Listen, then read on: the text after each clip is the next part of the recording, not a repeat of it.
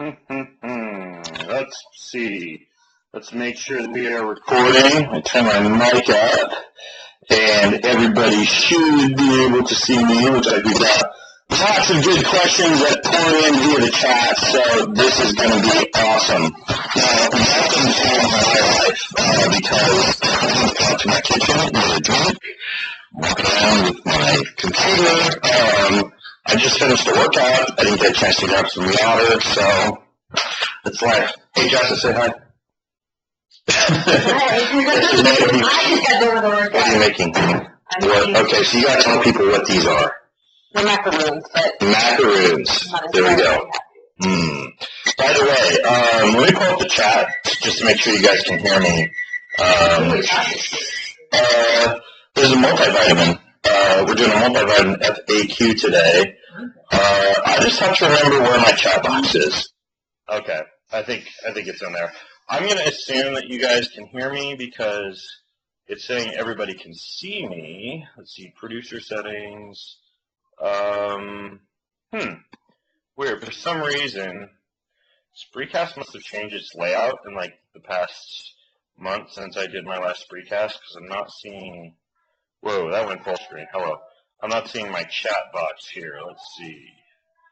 So I am just going to really hope you guys can hear me. Keep my fingers crossed. Okay. By the way, today we're talking about multivitamins. And I should probably show you guys the two that I was talking about. That's the PM, and that's the AM. That was the one that I did the big multivitamin article on. And I know you guys have tons of questions about those because it was like the multivitamin I've been researching for like 2 years now. So almost done filling up my water, and then I'll quit making you guys seasick, and we'll go settle down in the office for a chat here. Okay. Wait, one other thing, you guys. One other thing. Hey, River, Taryn, say hi to everybody and show them your cool, clean room. Way to keep your room so clean, you guys. That's wonderful. I know it's not clean. I'm joking.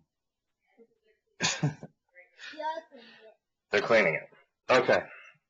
Let's go in here. And we'll plug in and rock and roll. Okay, so multivitamins.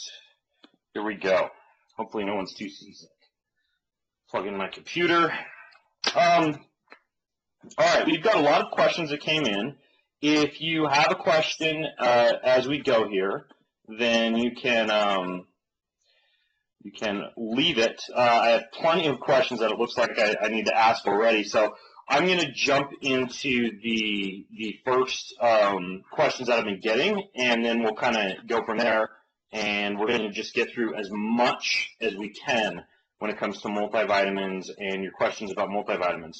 So the first question is, why does the multivitamin that I recommend not have fish oil in it? Why do you got to get fish oil separately?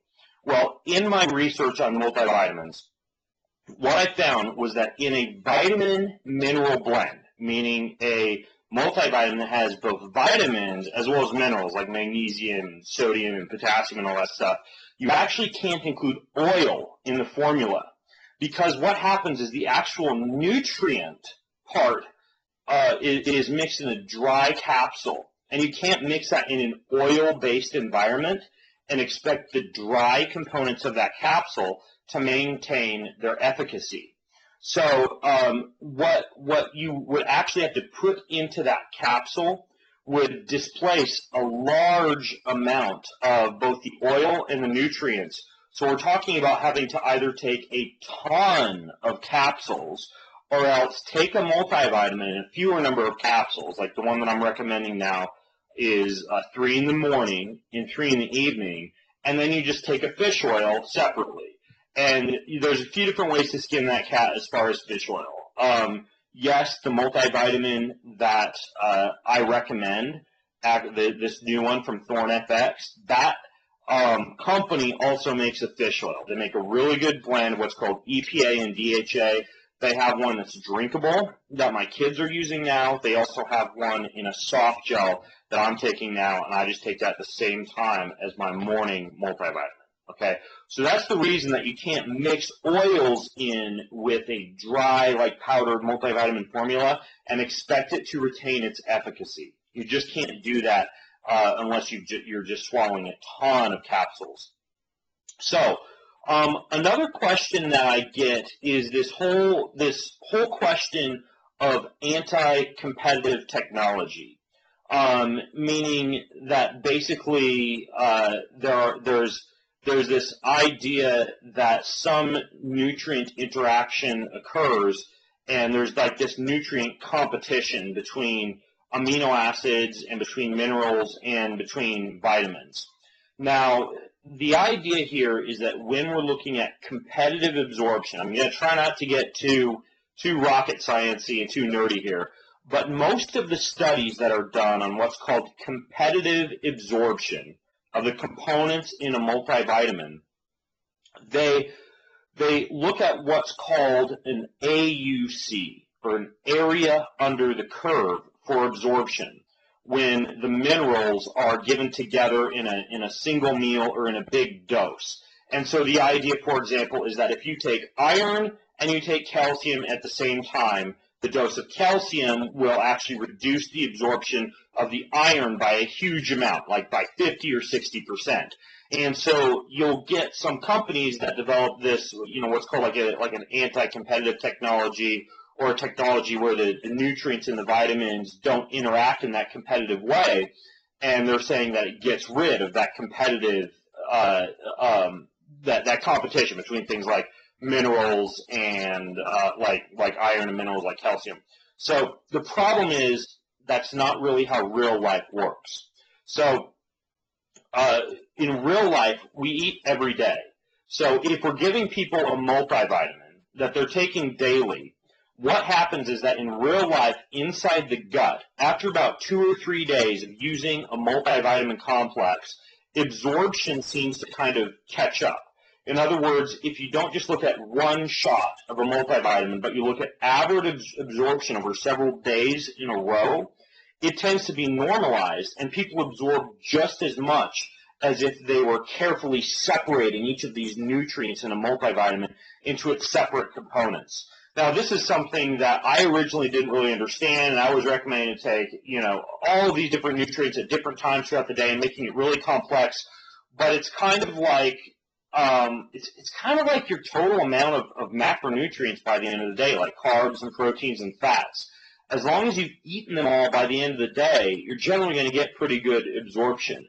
And separating it and doing food combining and mixing carbs with proteins and proteins with fats and not having some proteins with some forms of carbs and not having carbs with some sort of forms of fat, ultimately at the end of the day, it doesn't seem to really matter.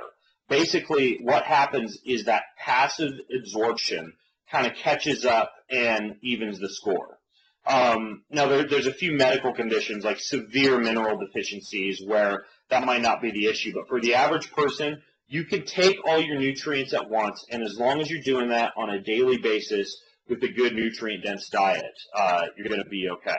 So that's another question. Another question that I get is about silicone dioxide in multivitamins and whether or not silicone dioxide is actually healthy. Because basically people say that it's sand, and silicone dioxide is often this victim of bad press, and a lot of companies will try and gain this competitive advantage by saying that silicone dioxide is sand, and silicone dioxide actually is sand. It's this flowing agent that helps to ensure an even mixture of all the powdered parts of a multivitamin formula. It helps prevent moisture from making like the stuff that's inside the capsule get clumpy or caked up. And that moisture can lead to mold. It can lead to other quality issues. So you have to have something to get rid of that moisture. So the purpose of silicone dioxide is to allow your multivitamin to actually not get mold and moisture stuff built up in it. Now, the thing is, when you're eating a plant, when you're eating meat, when you're eating anything from nature, it also has silicone dioxide in it, because silicone dioxide is a component of cell walls of plants. It's a component of skin. It's a component of bones. It's part of our physiological makeup, in addition to being one of the components of sand. So silicone dioxide is not an issue. The only time that silicone dioxide would be something that you'd want to be careful of is if you're inhaling large amounts of silicone dioxide dust. Like the stuff is just floating around in the air. When you suck in a lot of it, it can irritate the mucosa of your lungs. And chronic exposure to that would be an issue. But we're not talking about that. What we're talking about is silicone dioxide in the same way that you'd find it in natural foods all over the planet, also inside of a capsule to prevent mold from building up inside a capsule. So that's the deal with silicone dioxide. There are some things that I don't like to see in capsules, like magnesium stearate and gluten and dairy and things that people might have issues with from an allergenic standpoint. But silicone dioxide is not one of them. Okay, so next up, let's address the next question. So there is a question here. It looks like I can actually put people on air too. So, but let's go ahead and jump into Corey's question. Corey says, how do we know if the vitamins we are currently taking are any good? Is there a resource available that provides unbiased reviews of different supplement companies? Well, first of all, there is a really good resource. It's a book from Examine, which is a really good resource on whether or not supplements are efficacious, like certain components are efficacious. And I'm trying to find my chat box where I could just basically put this. Okay, here we go. I'm gonna paste this into the chat box, and you should be able to see it. But it's basically a book that goes into all the research behind all of the different supplements that are out there, specifically with regards to ingredients. So I just posted that. Well, let's see if it shows it now that I posted it. You guys should be able to see this, but let me make sure that it showed up. Okay. I'm just looking for where it showed up. Okay, so I just posted it, and it's at the bottom of the list. So if you scroll down, what I just posted, the Examine resource, I'm going to post it again and title it Examine Book on Supplements and Ingredients, and then I'll put it in there. That's a really good, like, 800-page symposium on, like, all the research behind various supplement ingredients. So that's really good. As far as, like, a resource that you can go to check and see whether or not supplements are efficacious. So the Thorne one that I recommend, like I mentioned in the podcast that I did on multivitamins, that one is not only in the process of getting NSF certified, but it's also certified by this extremely rigorous organization over in Australia. The NSF certification is one really good certification to look for, especially if you're competing in sports and taking a multivitamin. And the NSF certification is, it stands for NSF for sport, okay? So you can go to the NSF website and see what they actually have recognized or what companies have been recognized by the NSF by being safe for sport. There's also Australia's Therapeutic Goods Administration, or TGA. That's the one that this supplement from Thorne FX that I recommend now is certified by, and that is as rigorous as a pharmaceutical certification. So that's another really, really good one. You can also look for a multivitamin to be certified by what's called Informed Choice. And again, you can Google the Informed Choice website. You can Google the Therapeutic Goods Administration website. You can Google the NSF for Sport website. I'm trying to run this freecast and look at questions, and I'm not able to type all these websites in at the same time. But those are some of the big ones that you would want to look at to see whether or not your multivitamin is actually is good, is actually not just creating like expensive pee, or could be labeled with banned ingredients or ingredients that are going to like have hormone precursors, steroids, stuff like that in them. I also recommend that you look for a multivitamin that's gluten-free, that doesn't have artificial colors, artificial sweeteners, artificial flavors, magnesium stearate, like I mentioned. Other ingredients that you want to look out for are palmitic acid, stearic acid, multivitamins that have wheat, corn, gluten, yeast, egg, or dairy products added to them. Those are all things that you want to be careful of. So if you're looking at a multivitamin and it has any of those ingredients in it, and or it's not certified by NSF, not certified by TGA, not certified by Informed Choice, I personally wouldn't be taking it. That's why it's taken me so long to really ever recommend a good multivitamin, is because it's very tough to come across multis that actually have these type of ingredients in them. So, or that don't have these type of dangerous ingredients in them. So, I'm kind of working my way up from the bottom here. So I'm looking at questions at the bottom and going to the top. So there's a question here from, I think I just put it, okay, here we go, from C. Mallison, who says, since starting the Thorn AM PM multivitamins, I've noticed that my pee is orangish colored. It is the only thing in my supplement regimen that have changed. Any idea what in the multi would be causing this and why? Yes, that's basically a byproduct of the metabolism of B vitamins. It doesn't mean you're not using or absorbing the B vitamins. It doesn't mean that you're creating expensive pee. All it means is that you are taking more B vitamins than what you probably took in the past. So that's the idea behind a change in urine color. That or you started taking multivitamins and quit drinking water. So maybe you're just dehydrated. I don't know. You started taking multivitamins, you started exercising a bunch, right? You got dehydrated. I'm just kidding. Okay, so another question. Are Thorn vitamins from a whole food source? So the answer to that is no. The Thorn vitamins are not from a whole food source. Now here's the idea behind this. Some supplement manufacturers will market their products as whole food nutrients because some of their nutrients come directly from food products or, in many cases, interestingly, from yeast that's been fed individual vitamins and minerals. But these products are not only more allergenic, but they usually contain very low amounts of nutrients, and they can have some pure nutrients added, but you tend to see lower amounts of nutrients in these whole food sources. So it's better to use really high quality, pure nutrients, pure botanicals that don't need to be mixed with whole food sources. You get reduced allergenic potential of the multivitamin when you do that. And then if you're looking for whole foods, I mean, drink a kale shake, eat some really nutrient-dense vegetables, include meat preferably in your diet, grass-fed beef, wild-caught fish, that type of thing. But as far as whole foods, get your whole foods from food, get your pure nutrients, pure botanicals, pure vitamins from a multivitamin, and there's no need to have whole foods combined with the multivitamins, especially if you're taking a multivitamin with a meal, which you should be doing anyways. It really is not going to matter whether or not it's a whole food-based multivitamin. But that's a really good question. Okay. Another question is here from Mark. I'm going to put Mark's question up.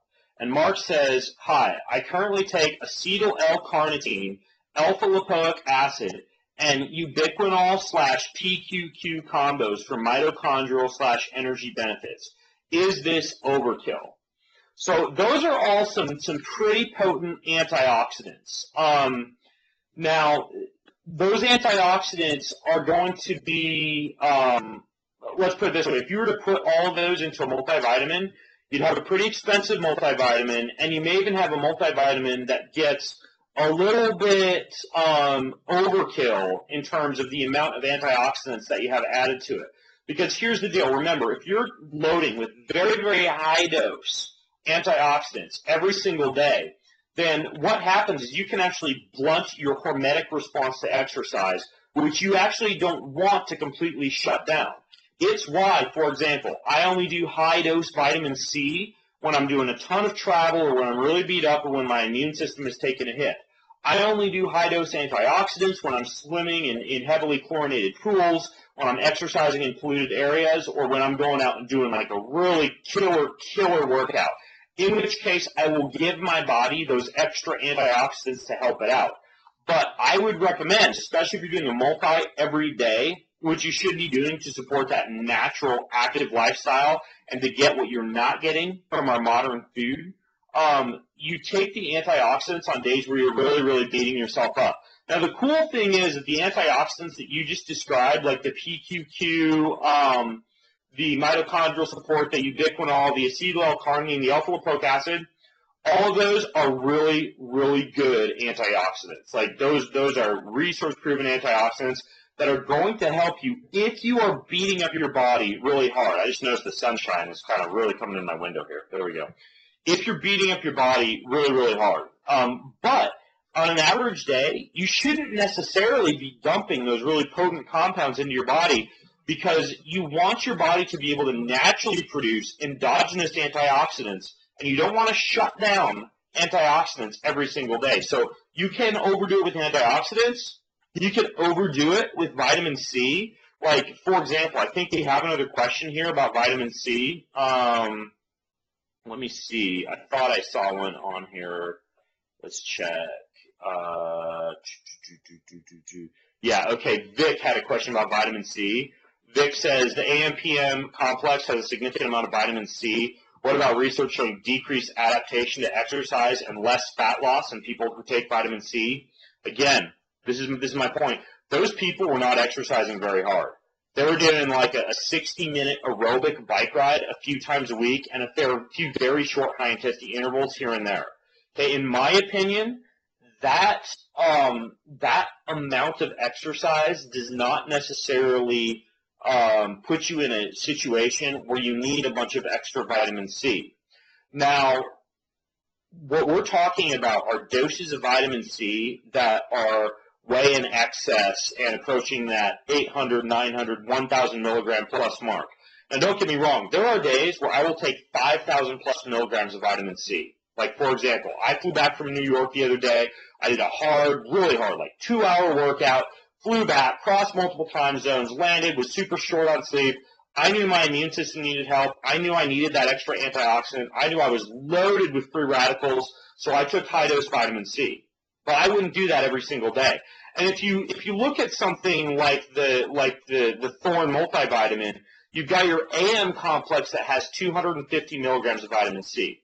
Your PM complex has 150 of vitamin C. That means you're only getting 400 milligrams of vitamin C. So not only are you getting less than the big amounts that they've used in a lot of these high-dose vitamin C studies, but again, if you're looking at really active individuals like Ironman triathletes, marathoners, cyclists, etc., they're exercising way more than the people in these studies were exercising anyways.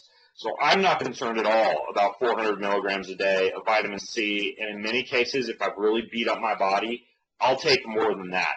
The people who shouldn't be taking a lot of, or the people who are using vitamin C incorrectly are the people doing high-dose vitamin C who aren't even beating up their bodies very much. You know, the people wandering the aisles of Whole Foods, doing a yoga session a few times a week, and taking every supplement on the face of the planet. Like, that's where you got to be careful. So hopefully that kind of helps put that into context for you. Okay, another question here. Jay, sorry for calling you an it. Okay, it seems that if you are consuming clean food and not consuming anything harmful for your gut like antibiotics, that you don't need to worry about probiotics. Would you recommend probiotics as a daily supplement or an objective-oriented supplement? I don't take probiotics very much. I eat a wide variety of fermented foods. I play outside a lot. I've got a dog, which is dirty. I play in the dirt when I'm doing, Spartan races and stuff. That's dirty. My kids play outside. They get dirty. They eat their boogers. They kiss our dog. We eat fermented bacteria-laden foods like kimchi and sauerkraut and kefir and kombucha. The only time I use probiotics is when I am traveling or when I haven't been exposed to dirt and germs and bacteria in other situations. So absolutely, I don't think that probiotics are a necessary addition to a multivitamin unless you've got somebody who's just living in this pristine urban environment, not exposed to animals, not exposed to kids, not exposed to dirt, not eating fermented foods. And I would say for that person, they would still have a bigger advantage by just getting out and exposing themselves to more bacteria, more germs, more dirt, that type of thing, than they would from continuing to live, in a bubble, so to speak, and take probiotics. So there are some situations, though, where if you take antibiotics and you wipe out the good bacteria in your gut, or say you've got a baby or a young child with immune and allergenic issues because they weren't breastfed and they were born via C-section, so they didn't pass down through the vaginal canal and get all that good bacteria when they were being born.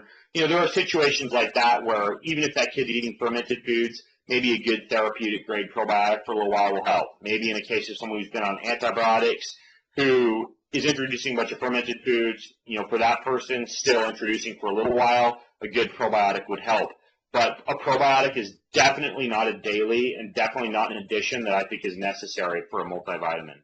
So, okay, next question is from Greg, who says, you indicated that you store your vitamins in the fridge during your podcast. Is that the best? What temperature range will keep them from decreasing in effectiveness?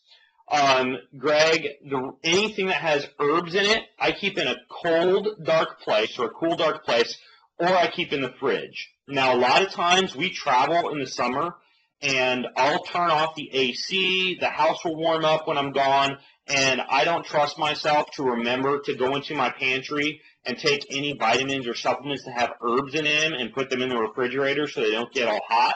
So I just keep stuff in the refrigerator. Once you eat it, you can keep fish oil in the freezer and it'll still get absorbed. Once you eat it, your body temperature is going to heat it up pretty quickly between your body temp, your stomach acid, your gut temp. You don't need to worry about that at all. And, for example, the Thorne multivitamin has like curcumin phytosome and green tea phytosome and some other herbs in it. And for something like that, I keep it in the fridge just because it does have those herbs, and I feel better about having those in a cool place. Again, that's not exposed to light, not exposed to heat. So you're fine as far as that goes.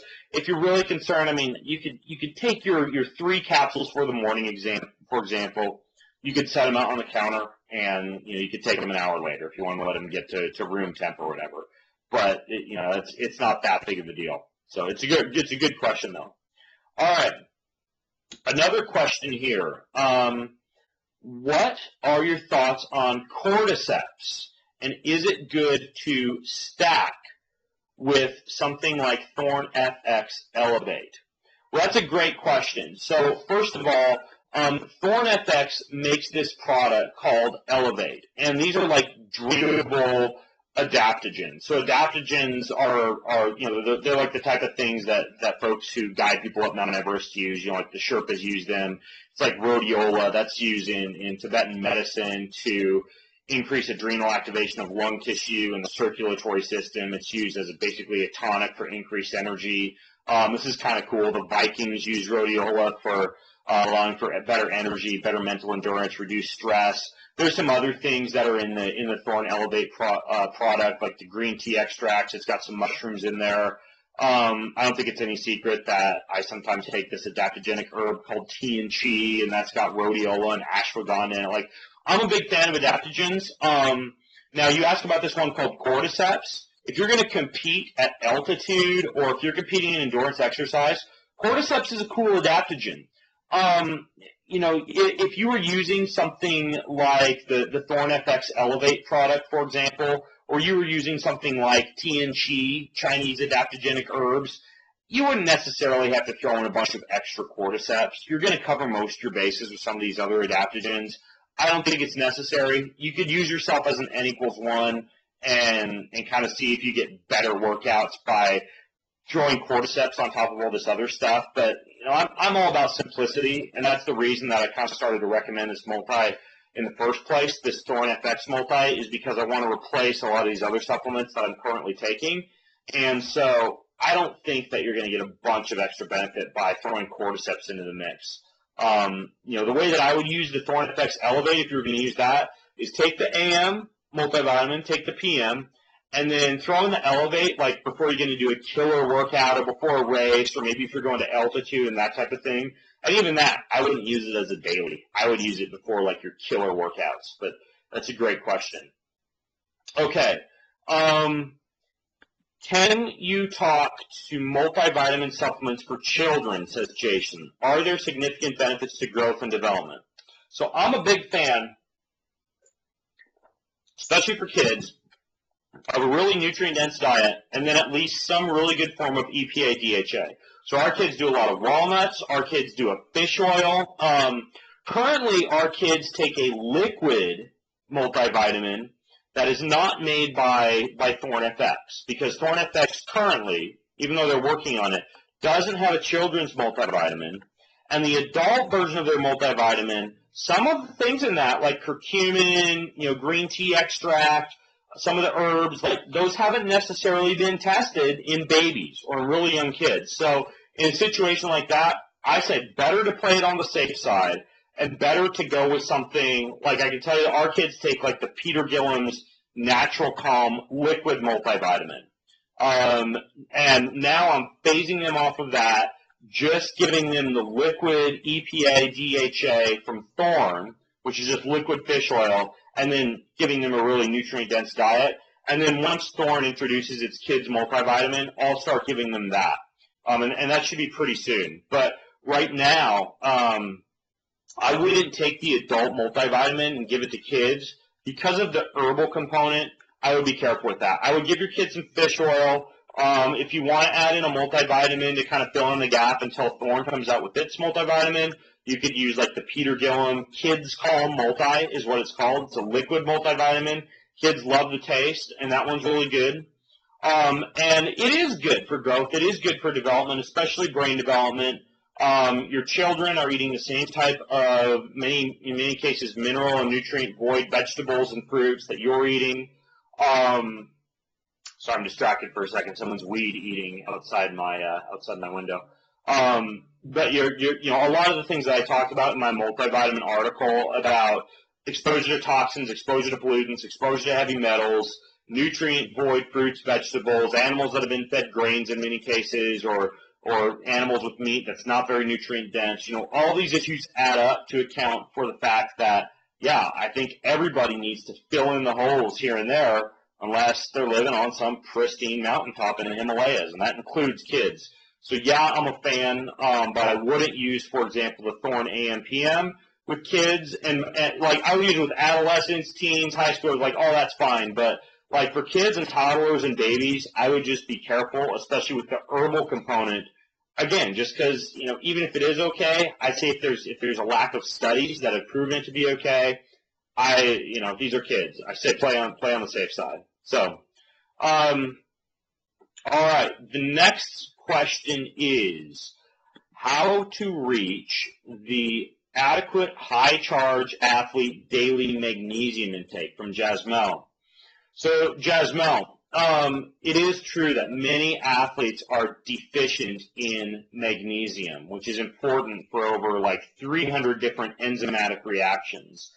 And the thing is that if you're deficient in magnesium, you've got higher risk for heart issues, you've got subpar muscle contractions, you've got a host of different things. It affects the thyroid. I would say that there are a few considerations here. First of all, a company like Wellness FX, for example, if you were to go to Wellness FX and you were to do their performance panel or their baseline panel and get what's called an RBC magnesium test or a red blood cell magnesium test, you're going to get a good look at whether or not you actually are magnesium deficient and whether you need to take extra magnesium.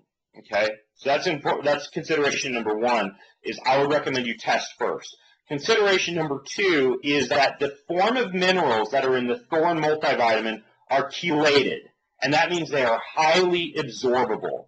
So what this means is that if you're somebody who's taking like 400, 500, 600 milligrams of magnesium in the evening from something like Natural Calm, you'll probably find that once you start using the Thorne multivitamin, you can get away with taking less. You can still get that relaxation component. There's some really good adaptogens and things like Relora and sleep precursors in the Thorne PM complex that would probably eliminate some of that need for you to take that magnesium.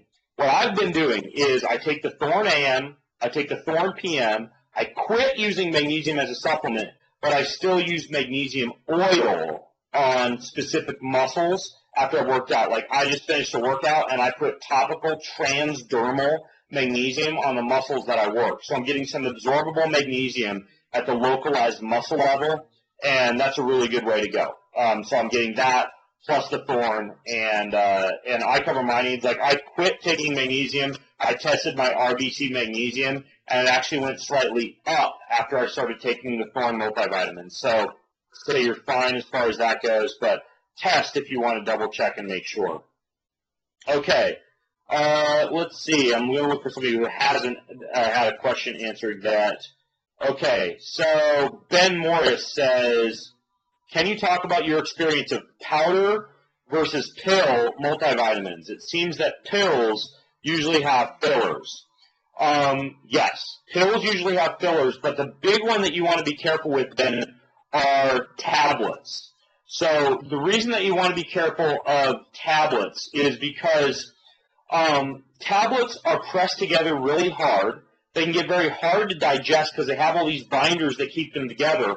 And with a tablet, you got to add lubricants, coatings, excipients, a lot of nasty ingredients to keep a tablet together. So first of all, if you have to choose between a capsule and a tablet, choose a tablet. Now, the problem with powders is that they can be hard to take, specifically because you got to mix them in water or something. If it's a multivitamin powder, it's going to taste like complete crap. That's why I put them into a capsule and why you swallow them, because they're just not palatable. A lot of these dense nutrients, botanicals, etc. And then powders, a lot of times, like if you're opening that powder and it's getting water or any moisture or anything like that in it, when you open up a powder, it's going to clump, it's going to cause issues. So in most cases, you want to avoid tablets. If you use a powder as a multivitamin, just be really careful with it, and also know it's not going to be very palatable unless they add a bunch of sugar and stuff to it. And then also be careful of tablets and use a capsule instead of a tablet if you can. Okay, another question here from Jay.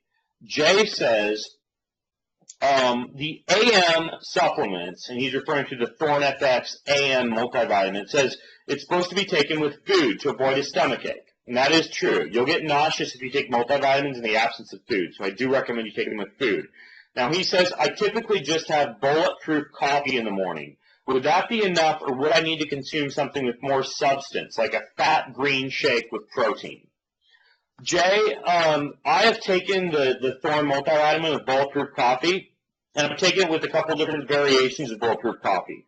I've taken it with just the normal coffee that you add a little MCT oil to, and I haven't liked the way that my stomach felt after that. I did get a little nauseous. I've also taken it with the bulletproof coffee that has MCT oil, that has butter, that has collagen, and that has some coconut milk added to it, and I was fine. So it kind of depends on our definition of bulletproof coffee. If it's a really dense, calorically laden meal that has all the medium chain triglycerides and the butter and the coconut milk and some of the collagen and this other stuff in it, you're probably going to be fine. If it's just like coffee plus MCT oil, if you react anything like I did, you're not going to like the way that you feel. So I would say have your multivitamin with a real meal.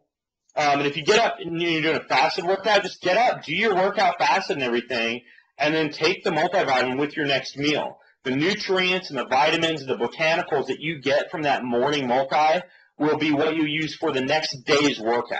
And you're not missing out on the benefits of a multivitamin by skipping the multivitamin because you're working out in a fasted state in the morning. Just work out in your fasted state, and then afterwards eat a meal and take your multivitamin along with it. And if you're doing bulletproof coffee, I would say like the bulletproof coffee that's a little bit more calorically dense would be the one to go with. Okay, so another question from Steve. Steve says, as a 60-year-old lifelong endurance athlete, will this vitamin cover all my needs? So the thing that I would include, Steve, would be fish oil. And if you're a hard-charging athlete, and especially if you're an aging athlete, there are some things that have been shown to help out aging athletes. For example, a digestive enzyme with hydrochloric acid, taking that with protein-rich meals, because you produce less hydrochloric acid as you age, can help you absorb and utilize protein as you age. Thorn FX has an enzyme, HCl complex, and you could take that along with your most protein-dense meal of the day, and that could help you out a little bit. A fish oil along with the multivitamin for the reasons I mentioned earlier about how you need to take a fish oil separately, yes, that would help too. Those would be the biggies. As far as anything else, it's extra, like colostrum and probiotics, for example. I have those. I don't use them every day. I use them, for example, I'll load with colostrum for 2 weeks prior to a hot race so that I decrease gut permeability. Because when you exercise in the heat, your gut becomes more permeable, and you can load with colostrum. But if you put colostrum into a daily multivitamin, that wouldn't necessarily be a good thing because colostrum is pro-growth. So just like a testosterone supplement, for example, you need to cycle on and off it because if you're dumping a pro-growth compound into your body 365 days a year, 7 days a week, what happens is you could potentially increase your risk for cancer because you're dumping a bunch of cellular growth-enhancing compounds into your body. So stuff like colostrum, stuff like testosterone-enhancing herbs, things like that, I don't recommend that those be in a daily multi, but they're things that you could have on hand to use when the situation arises. Same thing with probiotics. Same thing with something like glucosamine, chondroitin, and joint compounds.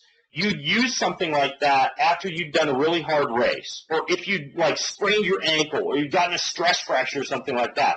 That's where you take something like that. But again, just from like a pure expense standpoint and complexity standpoint, something like that probably is going to hurt you to take every day, but it's like, why spend the money and why go out of your way to take it every day if it's not necessarily something that you need every day?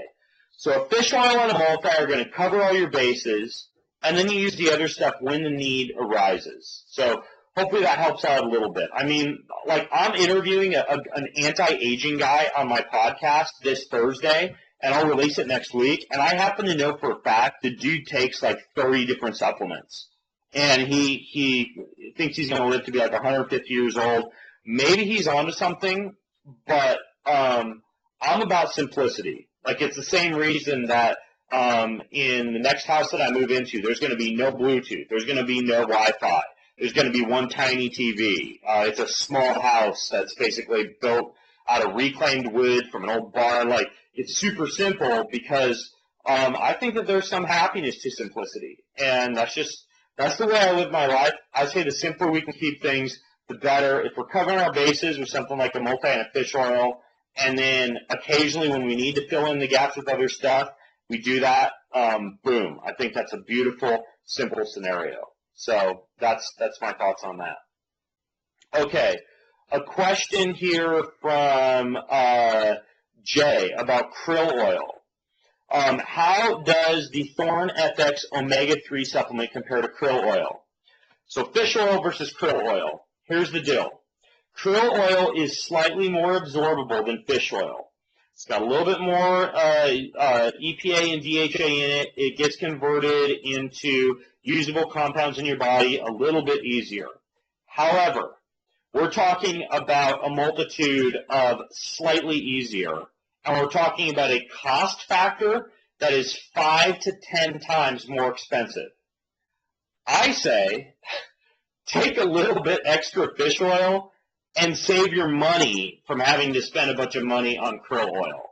Like that's the way that I approach this. If you just want to throw money around, fine. But krill oil, remember, like the increase in expense is not equivalent to the increase in absorptibility. My fellow Quick and Dirty Tips podcaster, the Nutrition Diva, if you go to quickanddirtytips.com and you do a search for krill oil versus fish oil, she had a really, really good podcast on this. And ultimately what it comes down to is krill oil is just more expensive, but that doesn't mean you're getting that much more absorption. So, again, like I'm taking my wife out to dinner tonight on a date. And I like that because I'm a frugal guy and I'm careful where I spend my money, I'm able to sometimes take my wife out and wine and dine her and have a good time because let's put it this way, you watch your pennies and the dollars will take care of themselves. My dad taught me that, and so I always analyze cost-benefit when it comes to stuff. So that's my take on that. And that's another reason I try and live my life pretty simple. I drive old beat-up cars, and I ride my bike everywhere. It's just the way I live my life. I'm super happy with that, and so that's what I do. Okay. Question from Ben. How about the Keltons Nutrients multivitamin versus the Thorn multivitamin?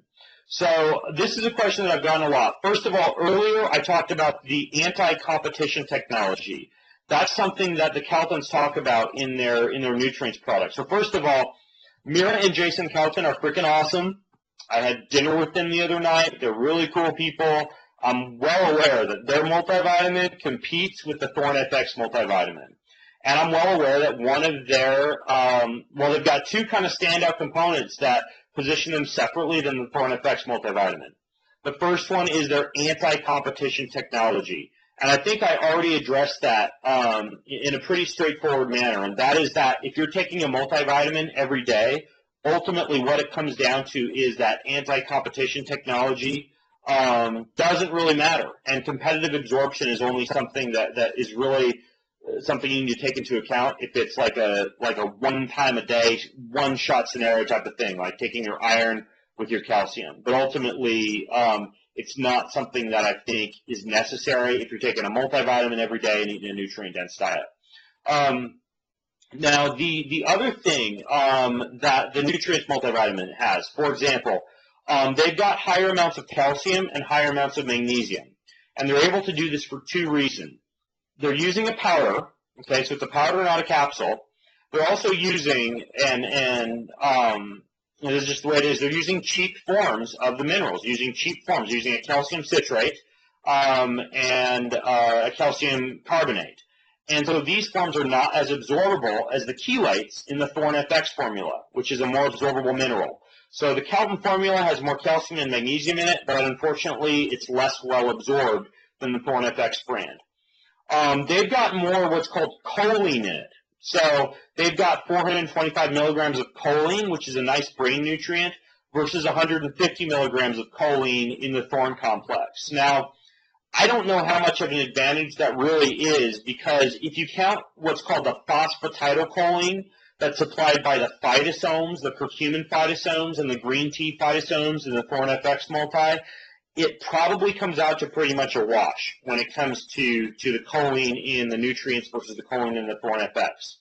The nutrients formula has higher amounts of carotenes, like lutein and zeaxanthin and astaxanthin.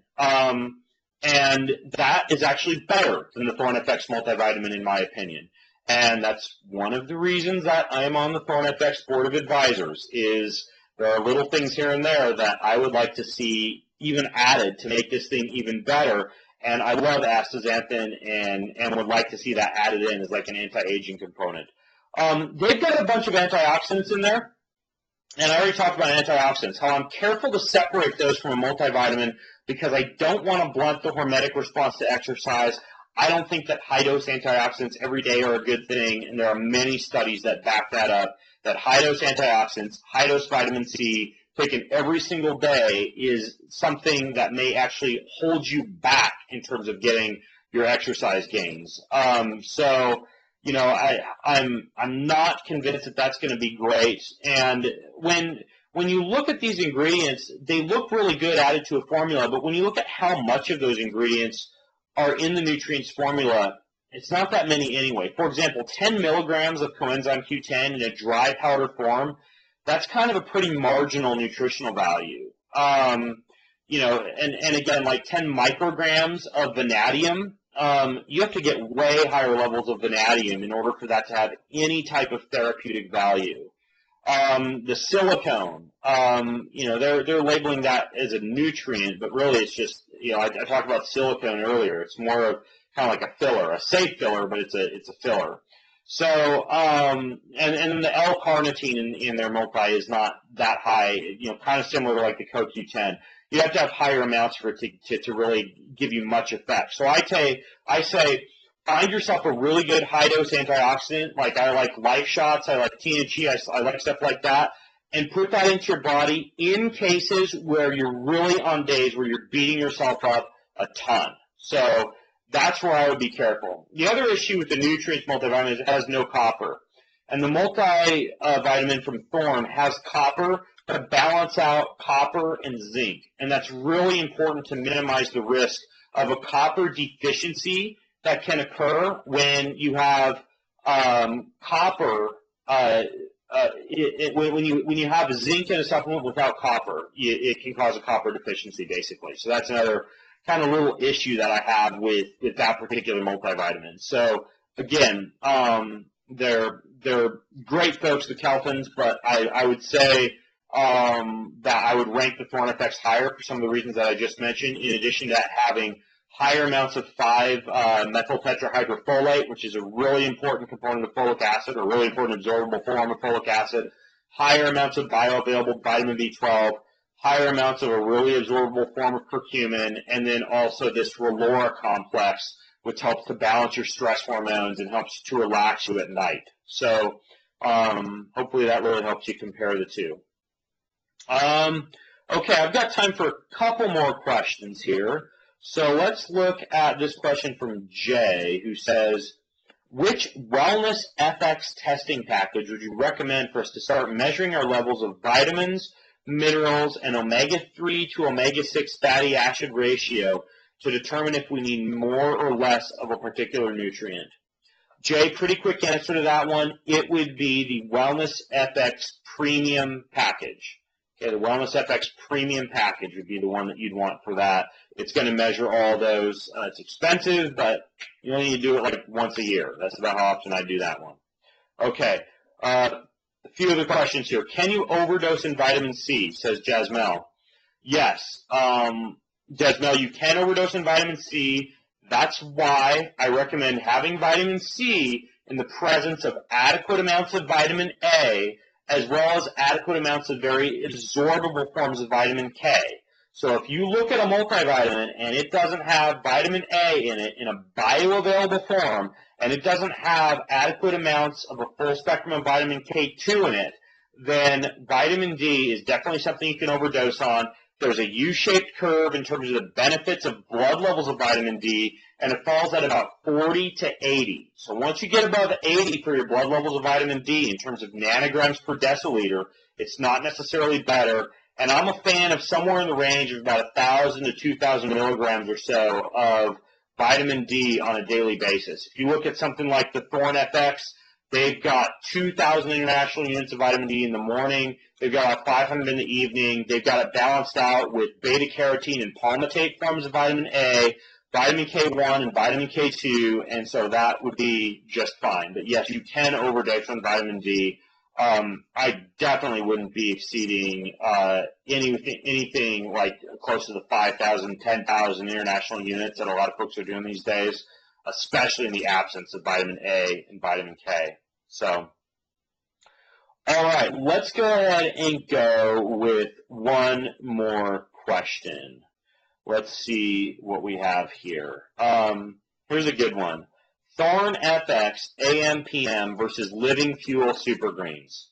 Okay, Living Fuel Super Greens, first of all, that's the freaking awesome meal replacement. It's like greens, chlorella, spirulina, broccoli, digestive enzymes, probiotics, like everything.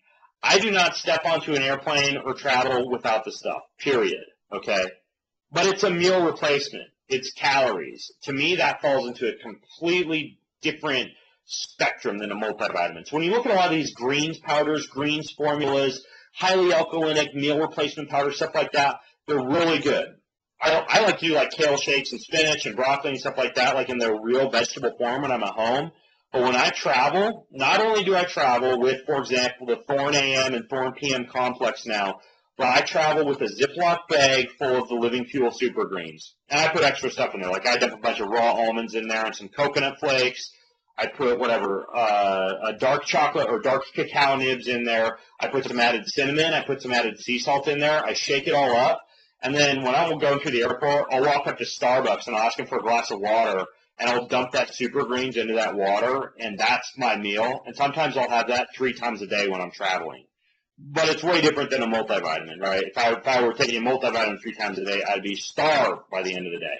So that's kind of the difference between those two. So, I'm hoping I answered a lot of your questions, you guys. Now, if you have more questions, here's the deal. First of all, you can go to bengreenfieldfitness.com/multi. And at bengreenfieldfitness.com/multi, you can go read up on this Thorn FX multivitamin. If you want to look at some of their other stuff, you can go to bengreenfieldfitness.com/thornfx, okay? The Thorn FX stuff, it's got limited distribution. You can only get it through people like physicians, nutritionists, personal trainers, and that's why if you're going to get it, you got to go through me as a channel in order to get it. It's not just like out there floating around on Amazon, and there's a reason for that. It's so they can actually maintain the quality, maintain the distribution, ensure there's not a bunch of knockoffs of it out there, that type of thing. But if you want to get it, you can go to either of those websites that I just mentioned, bengreenfieldfitness.com/multi, bengreenfieldfitness.com/thornfx, and you can get it. Okay. Well, I'm taking my wife out on a date tonight, and all this talk about food and nutrients and stuff made me really hungry. So I hope that helped you guys out. Thank you for watching, and if you think this will help your friends out, I'll have it available and uploaded as a recorded file up to my YouTube channel later on, so you can check it out there or send folks over there. And I hope that was helpful. Have a great night.